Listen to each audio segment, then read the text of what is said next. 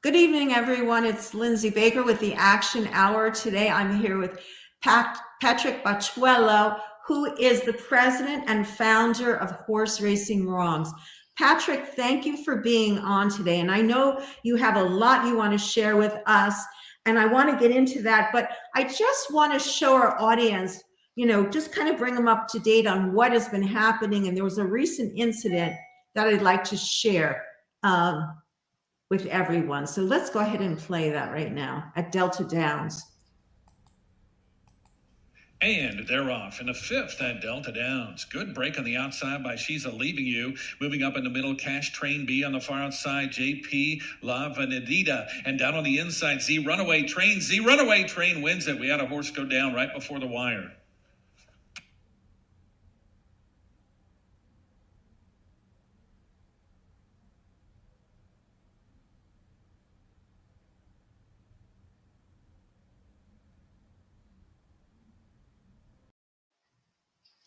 And we are going to get into that video in a second, but we have joining us now Gary Vella from Speak. And Gary, welcome. But Patrick, what we just saw is heart-wrenching.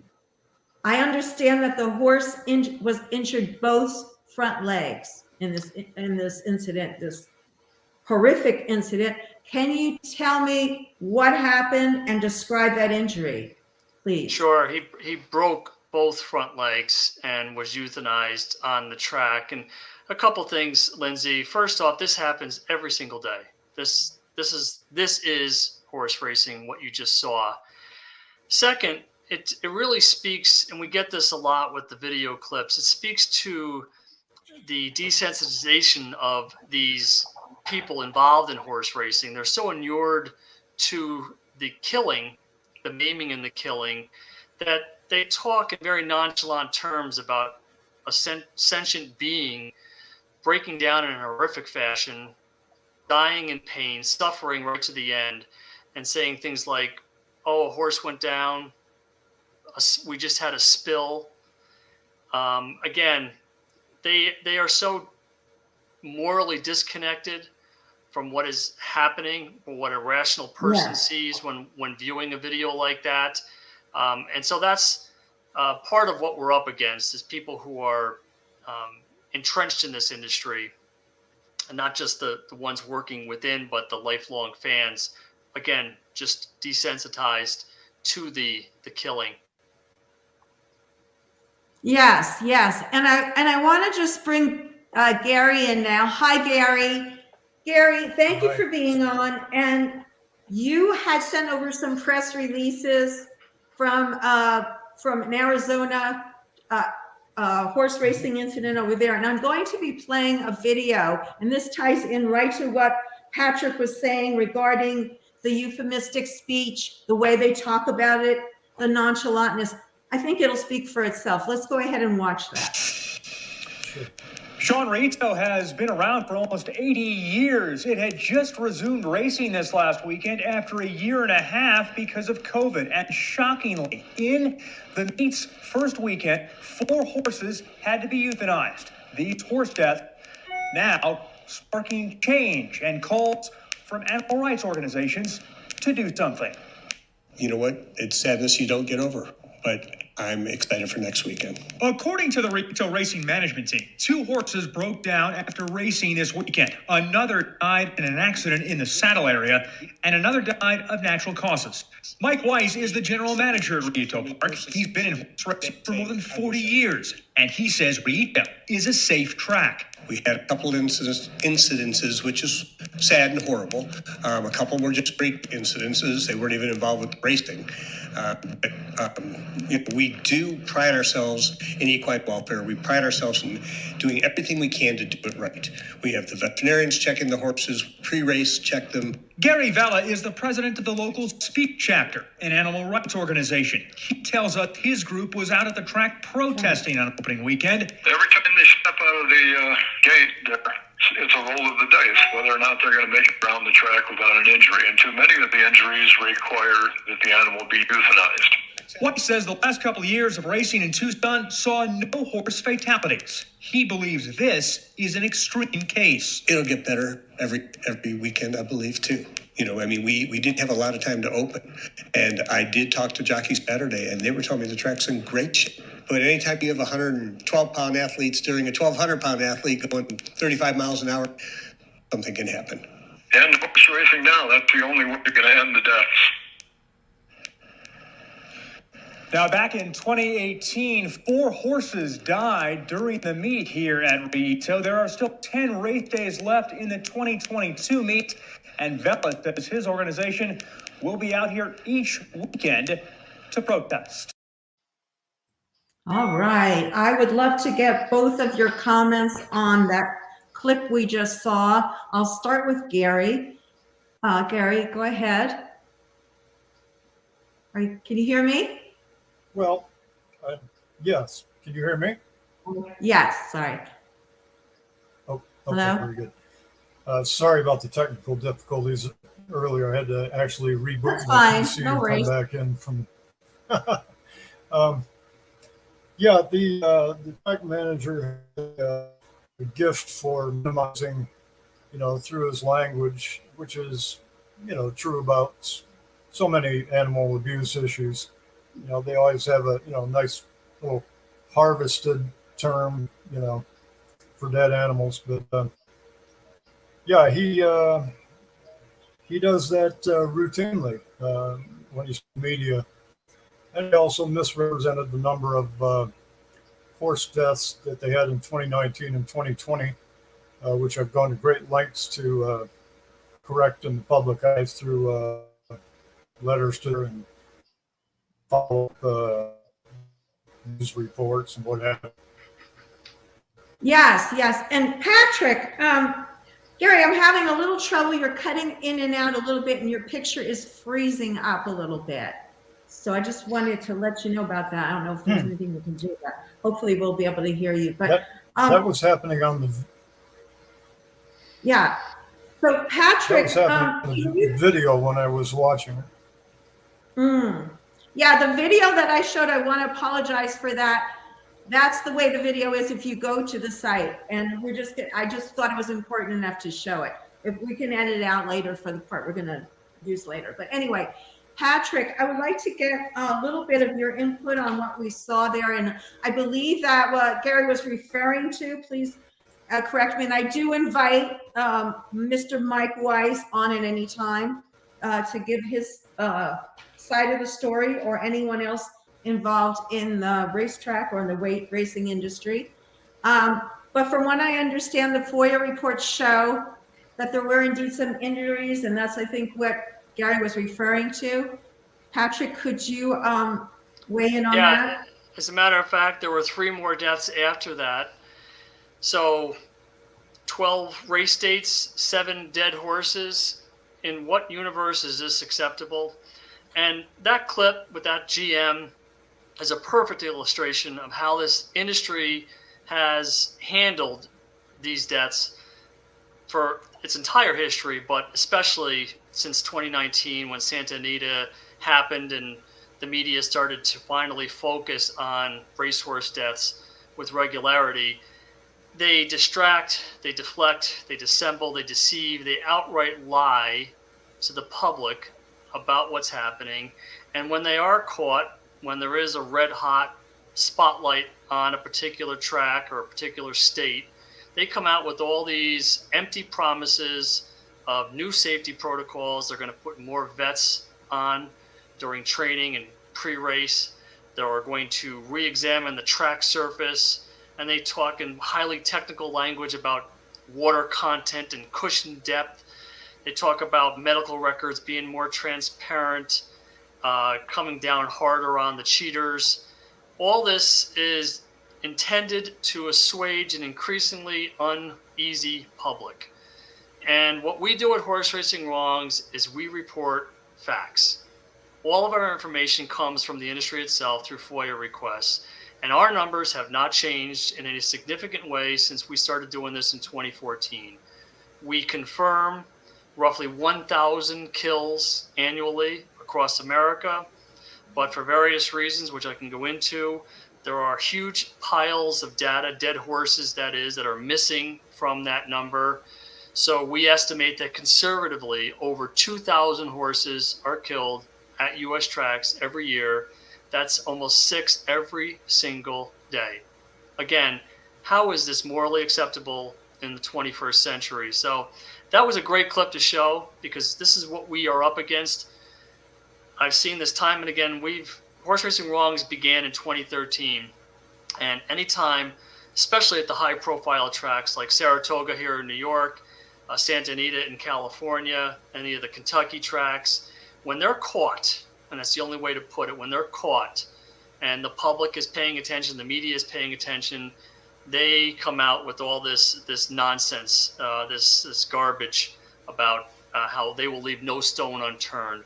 The truth is, Lindsey, they can't stop the killing. It's built into the system, and we can certainly get into that if you wanted to now. I would love to play the clip of you speaking about it. Deaths are inevitable. Sure. Can I play that quickly, and then you can fill in the gaps for us? Let's welcome Patrick Batteullo of the Albany-based group Horse Racing Wrongs. We should note, we asked the Jockey Club to join us, but they were unable to provide us with a guest. So I want to go, you just said deaths are inevitable. Why? Well, first, it's the way they're bred. They're bred for speed, so they have big torsos, spindly legs, fragile ankles. They're being raced on unformed bodies, so the typical horse does not fully mature until 6. The typical racehorse is thrust into an intensive training regimen at 18 months and raced at 2, which is the rough equivalent of a first grader. There is an incessant grinding of those unformed bodies, because if they're not racing, they're not earning. They're being asked to do something that is unnatural, to run at a breakneck speed with perched whip-wielding jockeys atop. And of course, they are commodified. So the typical racehorse will change hands several times over the course of his so-called career. And of course, that speaks to the constant anxiety and stress that these animals are forced to endure. Yeah. Wow. I think that pretty much says it. But again, I would like you both to weigh in on that. I'll start with Gary. Gary, talk a little bit about why you and your organization Speak, which is supporting and promoting ethics for the animal kingdom, why you got involved with horse racing. I know you cover a lot of different issues. And please try to speak up, because we were having a little trouble hearing you. Thanks. Sure. Let me know if it's not loud enough. Yeah, you know, like you just said, we are a multi-issue group, and the interesting thing is that we dealt with the Tucson Greyhound racetrack here in Tucson for decades before we took this on. And the horse racing industry and all the tap dance that you go through with these people that, you know, like Pat was saying, they outright lie about some of the stuff and try to put a pretty picture across to the public, even when things aren't pretty at all. They're drastic and horses are dying. But, you know, it's really a mirror image of what we've gone through with the greyhound racing industry, which is on its last leg and will soon be a relic of the past. And that's essentially where this needs to go. It's just a different animal. It's the same thing. We're racing them around the track until they get injured or they die, and then we try to minimize it, or the industry does. And you know, oh, it'll be okay. We had a few unfortunate incidents, but you know, they love to run though, so we have to get them back out there. You know, it's the absurdity. It's all profit. Right. The thing about they love to run, I understand they spend approximately 23 hours a day, most days, in a really small room, right? 7 Yeah, by, I don't know what the, Sure. Go ahead, Patrick. The killing is just part of the story, Lindsey. What you just referenced is what we feel as activists is the very worst of it, is that unremitting, intensive, solitary confinement. So these horses are kept locked alone in tiny 12 by 12 stalls for, as you mentioned, over 23 hours a day, which makes a mockery of the industry claim that horses are born to run, love to run. It's a cruelty all the worse for being inflicted on naturally social herd animals like horses. When I testified before the New York State Senate in 2019, a prominent equine vet here in New York also testified, and he likened this cruelty to keeping a child locked in a 4x4 closet for 23 hours a day. So Wow. it's one thing when we as activists say it, they try to dismiss us, and we don't know what we're talking about. We're overly sentimental. We're anthropomorphizing. But when an expert, a true expert, speaks to this cruelty, it carries a great deal of weight. And again, there is no other side to this story. What we are doing to horses, racehorses, is cruel, and they exhibit the same stereotypies that we used to see with the ringland elephants. The bobbing, the swaying, the for the horses, they're also doing what's called wind sucking or cribbing. They grab onto a part of the gate in the stall, and they're sucking in air. They incessantly kick. They even self-mutilate.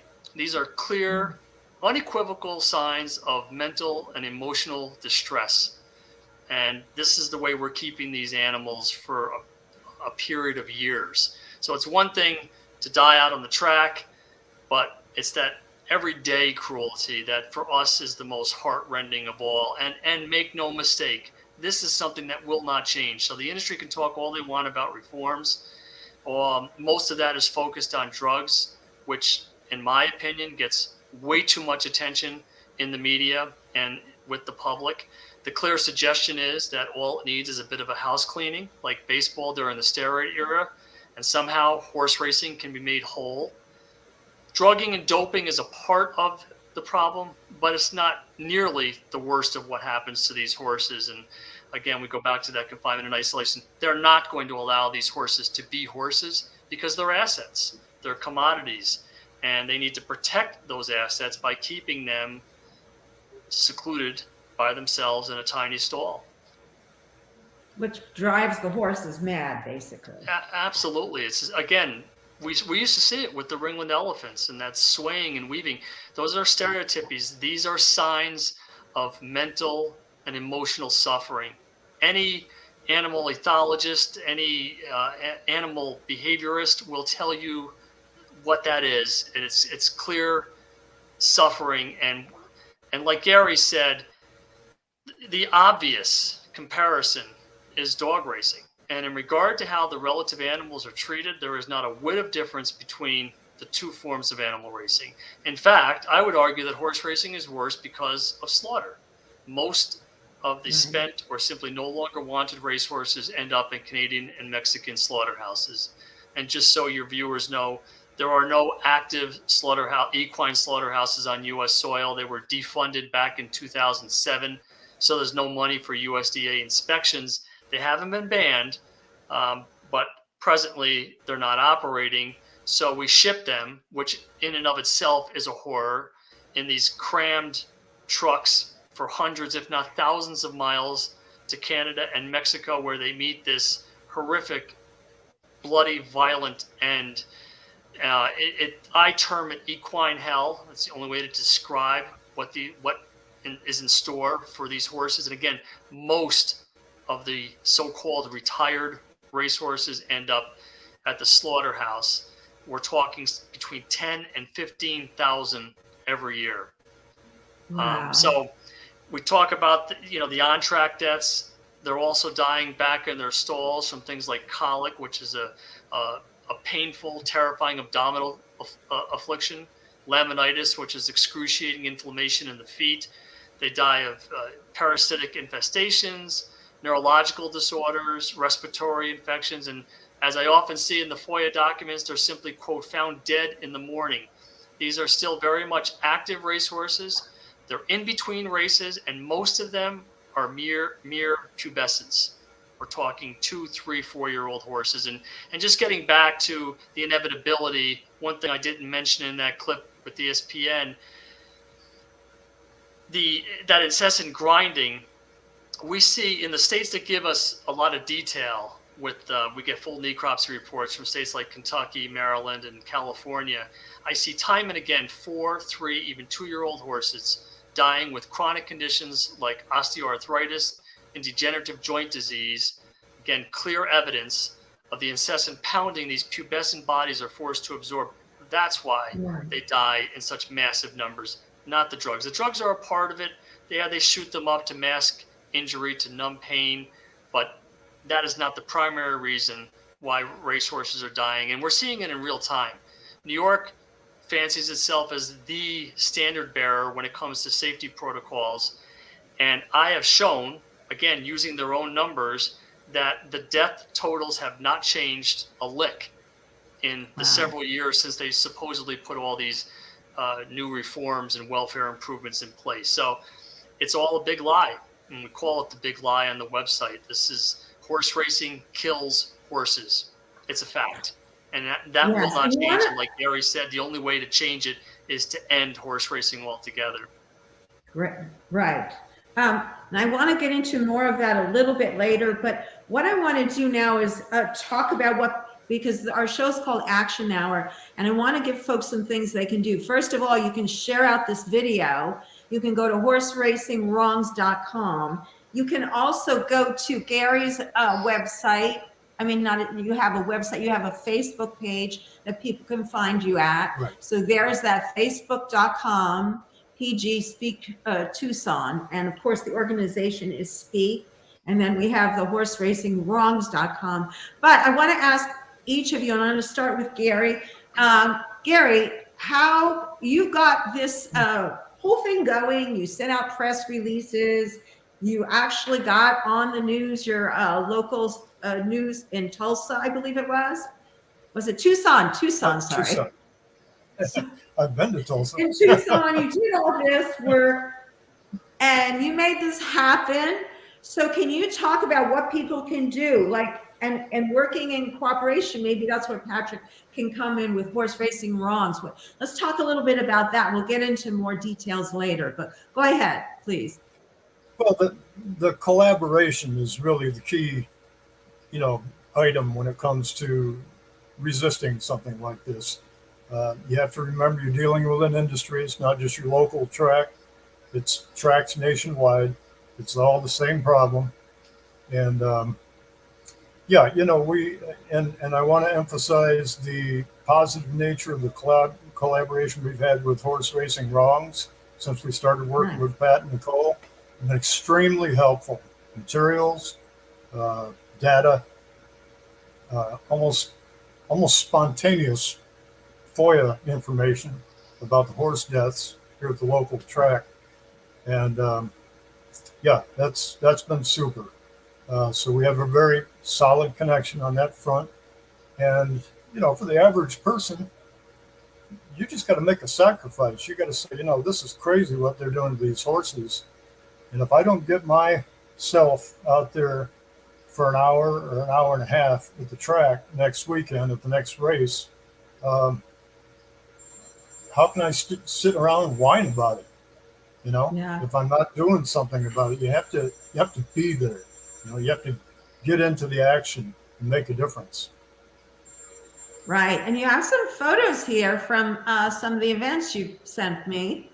I have a couple of photos. Can I comment on that one real quick? Of course, please. Okay. Which one? The first one? This might, yeah, sure. The average activist might say, why is he wearing a Detroit? Yeah. They might say, why is he wearing a Detroit Tiger shirt? What does that have to do with the issue? Because other than for this temporary photo, I was out in the drive as all these hundreds of cars and vehicles were coming in. And I was playing like that I was a racetrack employee handing out information. You see the apron says racing information. And what they were actually is they were Horse Racing Wrongs flyers about what's wrong with the industry. So we were giving out racing information, but not what the average person coming in the driveway thought they were going to get. So I think that's just phenomenal. I obviously wasn't. I didn't have a protest sign in my other hand while I was leafleting. They didn't bother There's you, one- though. They weren't. They No, weren't. as a matter of fact, one guy even asked me. He said, because the protesters were only like 20 feet from me each way, while I was in the driveway, and one guy asked me, "They're not giving you a hard time, are they?" Like I was a racetrack employee and they were the Oh, protesters. wow. You really fooled We them. had a good laugh about that later. I said, no, they're nice people. They're not causing any trouble. I love it. I love it. Yeah.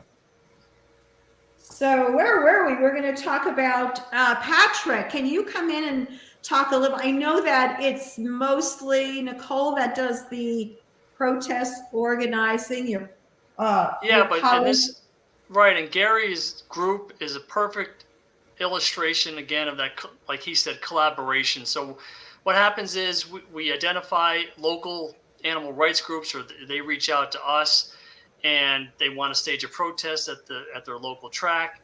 We send them, as Gary mentioned, materials, give them information, guide them. But Gary's an old pro at this because they've been doing this for years in various animal related issues. But if are there new people involved, we will guide them as far as writing up press releases, trying to get media, because of course that's one of the major goals is to get media to cover it, and then of course that amplifies the message exponentially. So I couldn't agree more with what Gary was saying about sacrifice. Look, every great social justice movement in our nation's history began in the streets, whether it's civil rights, women's rights, gay rights, you name it. It always begins in the streets with protests. We have to voice our outrage. We have to let the American public know that there's something wrong here and we need to right it. And that's what we're doing with not just horse racing, but animal rights in general. You have to be out there. And, if you're not comfortable doing some chanting or leading some chanting, you can just stand there very quietly holding a sign or pass out literature. Again, it's putting the effort in, and that's what we ask activists across the country to get engaged. And before we started this, no one was doing horse racing in the animal rights community, and that's the reason I got involved. I was writing an animal rights blog for the Albany Times-Union, and I was covering all the issues. And when I got to horse racing, I found two things. One, there was a dearth of information. No one knew how many horses were dying, let alone the circumstances in which they were dying. And second, there was no group in the country, be it big or small, working on this issue, committed to this issue. The big groups like HSUS, PETA has actually stepped up, which is good news over the past couple of years. But early on, they were giving racehorses just a cursory consideration. And I understand that there are other pressing matters. Obviously, there's no shortage of animals in need of our voices, but racehorses were woefully underrepresented or just non-represented. And again, going back to dog racing, there was Grade 2K, which had been around for 20 years, has been around for 20 years, focused on dog racing. So we had to fill that void, and that's why Horse Racing Wrongs came to be. And since then, because of Nicole's tireless work, we have sponsored protests in over 20 states. And I think we're up to close to 30 tracks.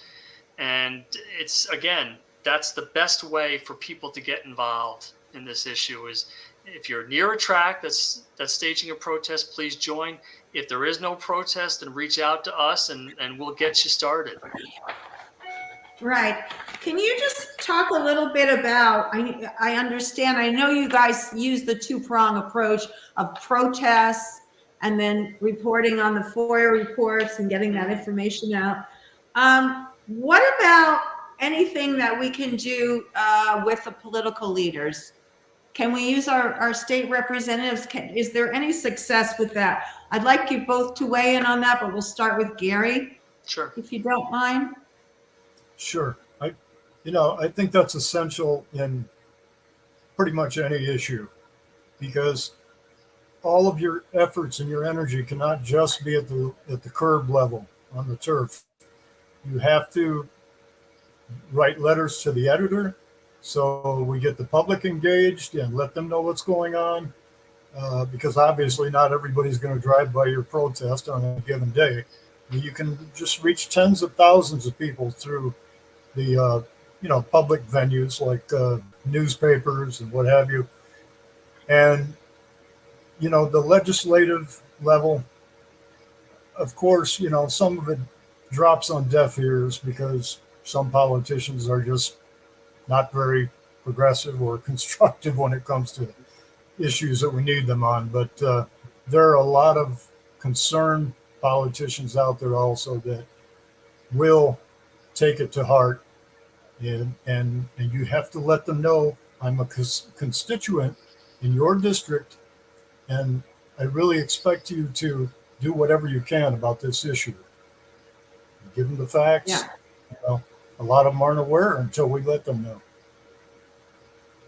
Right. Patrick, would you like to weigh in on that? Yeah, I agree with what Gary's saying. Obviously, the laws need to change. Specifically, roughly 70 to 75% of the U.S. racing industry is being subsidized by taxpayers. And if not for this subsidization, this corporate welfare, much of this industry would collapse virtually overnight. To use New York as an example, we have 11 tracks, 7 harness, 4 thoroughbred. The subsidies were voted in back in 2004 because back then there was no one fighting on our side. So when the racing industry, who could no longer compete with casinos and state lotteries, came to the legislature and said, we need help, otherwise you're going to put so many thousands of people out of work, it was an easy vote for politicians back then. As far as the jobs issue, yes, it's funny, I was just going to ask you that question. One of our viewers just asked that question, so yeah, please. Well, I can touch on that quickly. First off, their numbers are wildly inflated. Sometimes they get the numbers from studies that they themselves have commissioned. They group all kinds of jobs as a horse racing related job. It could be, farmer that's growing the feed or the hay. These people would not be put out of work because there's other avenues for their products. But secondly, most of these jobs are part-time, if not seasonal, and low paying. So we're not talking about high quality jobs. That said, I don't want to appear insensitive to backstretch workers who are just trying to make a living. I always use my grandfathers as an example. They were Italian immigrants, and when they came over, like a lot of immigrants, they took whatever work they could find. So I have a healthy respect for hard work. But in the end, this is a moral issue. It's either if you say that it's wrong for us to abuse and kill in massive numbers sentient beings for $2 bets, then sorry, but jobs and economic impact and tax revenue have no place in the conversation. It's got to end. It's not a reason to preserve an industry that is killing animals like this. So that's as far as the jobs are concerned. Why doesn't it end? Because of the subsidies, point blank. So getting back to New York, right. New York racing is receiving $230 million per year. Taxpayer money, $230 million per year. Again, without this subsidization, 9 of the 11 tracks would have shuttered years ago. Saratoga and Belmont would be the only 2 tracks standing. There would not be a harness track left in America today without subsidies. So they're laughing all the way to the bank. As a matter of fact, I've heard racing people, especially the harness people, you can go to a harness track and you can count on 1 or 2 hands how many people are in the stands. They say there's no better time to get involved in the harness business than now. Why? Because of this massive infusion of revenue from slot machines. And that's money that would have been going back to the state. And all state-sanctioned gambling is supposed to support education and human services. Instead, it's being used to prop up this archaic, cruel, deadly industry. It's a compelling argument, even if you were to take out the animal cruelty component. So here in New York, $230 million per year could hire how many thousands of teachers, and especially in inner city neighborhoods. Wow. And in addition, the vast majority, the overwhelming majority of New York State businesses have to subsist on the merits of their goods and services alone. They don't get that that leg up like the horse racing industry is getting. And imagine how many jobs they could create if they were given $230 million per year in free money. So we are part of a coalition here in New York. In fact, Yes. PETA and NICLAS was one of the groups fighting the carriage horse business in New York City, have led this coalition, and Horse Racing Wrongs is a part of it. And we have had bills introduced in the New York State Legislature to strip the racing industry of those subsidies. It did not pass this session, which just ended. But of course, as you know, this is a process. It takes time. We feel confident that eventually we will get there. And once that happens, this will be a template for so many other racing states that have the same subsidy issue. Ohio, Pennsylvania, West Virginia, New Mexico, the list goes on, Louisiana. So again, we have to shut the spigot off, this corporate welfare, and much of racing will end virtually overnight. So that's the most direct route. As far as the states like California that don't have this issue, that don't have the subsidization, again, like Gary mentioned, we have to pressure politicians. You have to make them aware of the issue. Call your local representative, make an appointment, go in with some of our literature, and educate. And then ask them point blank, will you write a bill to ban horse racing? We need that first victory. One state, this is going to happen, and then eventually they'll fall like dominoes. And again, Gary mentioned greyhound racing. By the end of this year, there will be 2 tracks left in the entire country, and greyhound racing is outright prohibited in 42 states. 42 states. So how is it that one form of animal racing has lost its social license to operate while the other remains almost impervious to that kind of pressure and flies by under the banner of sport? So we need to keep getting that message out there. Again, there are multiple ways to do it. Gary mentioned letters to the editor, radio call-in shows, protests as we talked about, having a meeting with your legislator, calling, emailing, and just spreading the word on social media. Yes, absolutely. All of those things. And everyone can do the last one, spreading the word on social media. It doesn't cost anything. Mm-hmm. So it's pretty much open to everybody. So we are, believe it or not, we are just about out of time. I want to give you each a moment to talk about anything that we didn't cover. I'll start with Gary. Anything you wanted to add that we didn't cover before we wrap up, Gary? Well, just to tag on what Pat was talking about a moment ago, the last 2 greyhound racing tracks in West Virginia, he was talking about the subsidies. That's what's keeping those tracks alive right now. And when you educate the public that all this money that could be used for education in their state or really worthwhile pursuits is flowing down the tube to keep some racetrack open, a lot of people get pretty wide-eyed about that. Oh, really? That's where my tax money's going? So that's going to be a big issue in West Virginia. And I wouldn't be surprised at all if that's what pulls the plug on the last 2 tracks, because that's happened around the country. Yeah. Sorry about that switch there. Yeah, I mean, it tweaked me when I listened to it today. Actually, I watched the clip Edie Falco had made. I thought that was really a great video. People can watch that. I'm going to put links to all of these subjects we're talking about, including your website and your Facebook page, Gary. But I did want to talk about, wasn't there a victory with the bailout, New York racing bailout? Gary, did you, can you quickly talk about that? I could talk about it, Lindsay. So bailout yeah, I'm sorry, I did that before. Go ahead. New York I think that's Racing, one for Pat. Yeah. Yeah. So the New York Racing Association, which operates Belmont, Saratoga, and Aqueduct, was asking the state for state-backed bonds to the tune of $500 million. And just to show you the absurdity, they were going to pay back a portion of this with money that they're receiving from the slot machines, the video lottery terminals, which is the subsidy that they're receiving. So they'll be subsidized twice. They lost. It did not go anywhere in this legislative session, which is the first time that NYRA, which is one of the big power players in the U.S. racing industry, has lost at the state legislative level. So this was a victory in that they were rejected. And the next step, of course, would be getting those subsidies taken away. And so we're making a lot of progress here. I want people to know that horse racing is in decline, clearly.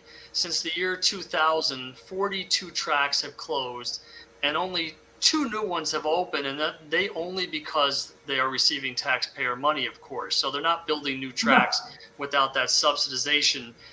In addition, the Washington Post and the Philadelphia Inquirer editorial boards have both called for horse racing to end in the past 2 years. Those are 2 of the major newspapers in this country. So we were dismissed early on as animal rights extremists and delusional for thinking that we could end horse racing. We were admonished to work with the industry on reforms. Now that narrative is starting to change. Finally, we're hearing from other voices, again, like the Post and the Inquirer, saying, no, this can't be fixed. It has to end. So progress is being made, and the most important thing, the biggest hurdle that we face as activists is to get people to look at this through a different lens. Horse racing has been sold to us as a sport for over 150 years. In fact, Saratoga Racecourse bills itself as the oldest sporting venue in the nation. So we're up against that propaganda, that masterful marketing. We have to stop talking about it as a sport and get people, again, to look at it through a fresh, clear-eyed, rational lens, and they'll see it like we do, as animal exploitation, animal cruelty, and animal killing in horse racing must end. Yes, and before we go off, I want to remind people that there is a protest this week, correct? That's correct. Down at the Belmont Stakes in New York City, we're expecting really big numbers. We have guaranteed media already. This is one of our big events of the year. We also actually put 2 mobile billboards at all the Triple Crown races. We did it for the Derby, the Preakness, and now the Belmont Stakes, also the Breeders' Cup in the fall. And we have trucks for Saratoga too. We find that that's a very effective way to get our messaging out there. So you'll see those in coverage of this protest. So if you're in the New York City area, if you're within striking distance of the track, please come out and join us, even if you can only stay for an hour. Again, there's strength in numbers, and the numbers attract media, quite frankly. If we can get bigger numbers, they're more likely to come out and cover us. So please, if you have an opportunity, and if you can't make it to this protest, then do what Gary did with Rito and find a track near you and please protest. It's so important. Absolutely, and take pictures and put them up on social media. That's the way we get it out there. Thank you both so much for being on. Gary, thank you for being on tonight. Patrick, please, guys, keep us posted. Come back on again soon. Bring us some more good news, and we will take heed of what you said. So thank you so much again. Everyone, thank you for watching. We'll see you next time. Bye-bye. Thanks, Lindsay. Thanks, Gary. Bye-bye. Bye-bye.